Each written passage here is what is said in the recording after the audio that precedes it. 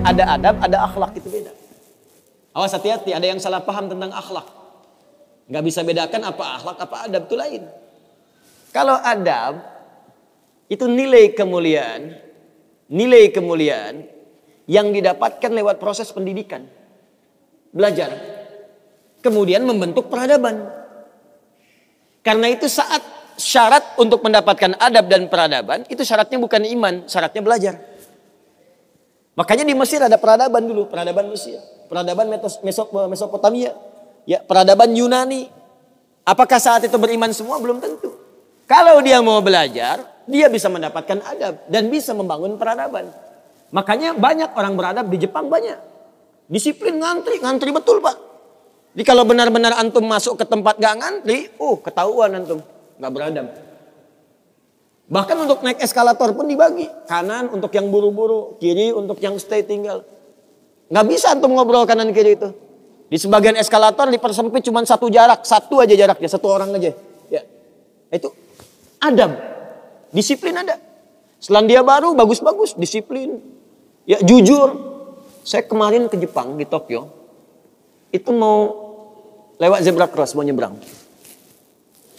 Terus saya lihat teman-teman, ada emas. Emas betulan, bukan Mas Yono, Mas Arif, emas betulan. Anting gitu ya, anting, emas.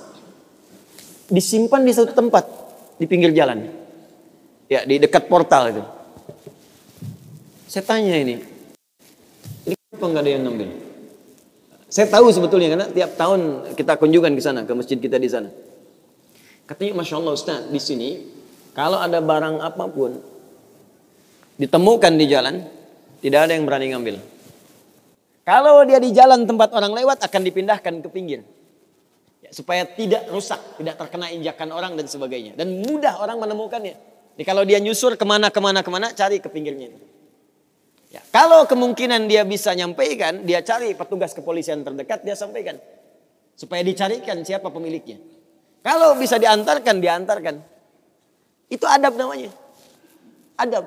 Jadi kalau Anda ingin mendapatkan adab, ya ukurannya tidak hanya negeri muslim, non-muslim pun bisa mendapatkan itu.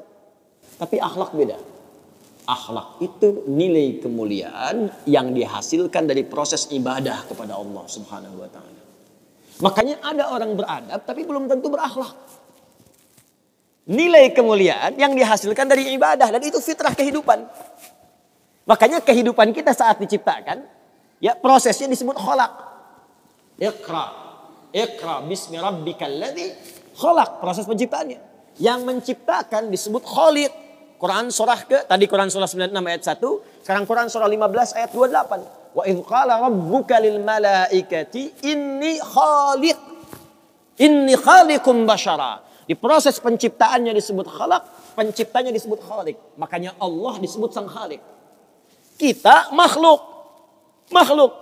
Bentuknya bisa jin, ya, bisa manusia, bisa hewan. Makanya saat disebutkan jin dan manusia menggunakan khalaq. Wa ma khalaqtul jinna wal insa illa liya'budun. Karakter itu, ya, karakter kemanusiaan kita, fitrah kita hidup. Kalau ingin mulia, maka diharuskan ibadah, liya'budun, ibadah. Supaya apa? Mendapatkan akhlak. Akhlak senapas dengan khuluq. Kalau sudah terkumpul pada diri kita, berubah jadi khuluq. Itu yang disebut surat Al-Qalam. Ketika memuji Nabi SAW. Wa innaka la'ala khuluqin azim. Bagaimana Nabi mendapatkan khuluq? Ibadah. Dengan meningkatkan takwa kepada Allah Subhanahu wa ta'ala.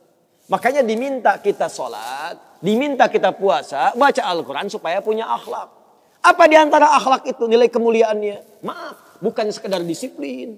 Bukan sekedar jujur, lebih tinggi daripada itu.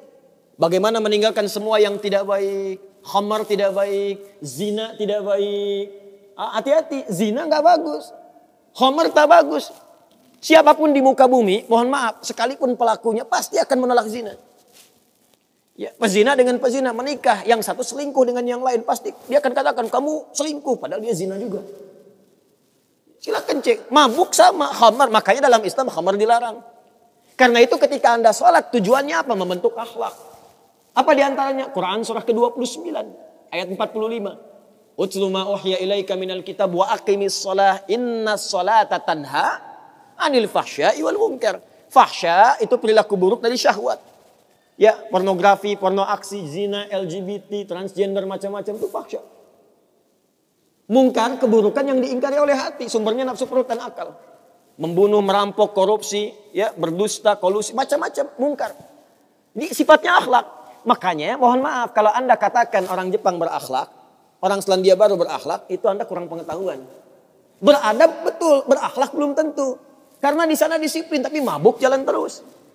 Zina biasa. Itu bukan akhlak namanya, itu adab. Itu adab. Jadi kita mesti bedakan mana adab, mana akhlak, itu berbeda. Ya, karena itu orang ibadah, kalau benar ibadahnya pasti berakhlak. Jelas? Kalau orang belajar mungkin beradab, tapi belum tentu dia berakhlak.